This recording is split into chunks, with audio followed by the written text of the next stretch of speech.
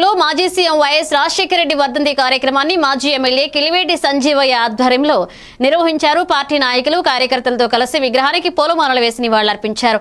ఈ సందర్భంగా సంజీవయ్య మాట్లాడుతూ రైతు రుణమాఫీ, ఆరోగ్యశ్రీ, ఫీజు రియంబర్స్మెంట్ వంటి పథకాలతో వైఎస్ఆర్ పేదల హృదయాల్లో చిరస్థాయిగా నిలిచారని తెలిపారు. చంద్రబాబు పాలనలో ప్రజలకు గుర్తుండే పథకాలు ఏవీ లేవన్నారు. రాబోయే రోజుల్లో జగన్ మళ్లీ అధికారంలోకి వస్తారని నమ్మకం వ్యక్తం చేశారు.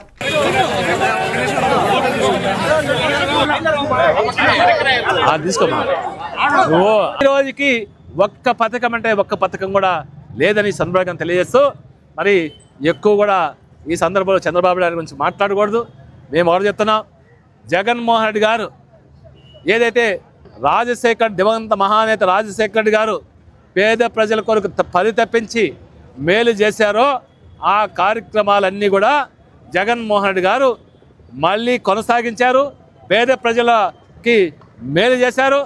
మళ్ళీ ఆ మేలు జరగాలంటే ప్రజలు ఆలోచన చేయాలి. ఆలోచన ఇప్పటికే మొదలైంది. ఏం తప్పు చేశారో తెలుసుకున్నారు.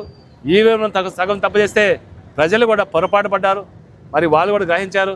ఖచ్చితంగా భవిష్యత్తులో మళ్ళీ జగన్మోహన్ రెడ్డి గారు ముఖ్యమంత్రి అయితే తప్ప ఈ రాష్ట్రంలో పేద ప్రజలకి మేలు జరగదని ఈ సందర్భంగా తెలియజేస్తూ మరి రాజశేఖర రెడ్డి గారికి మరొక్కసారి సూలూరుపేట నియోజకవర్గంలో ఉన్నటువంటి పేద ప్రజలందరి తరపున వైఎస్ఆర్ కాంగ్రెస్ పార్టీ నాయకులు,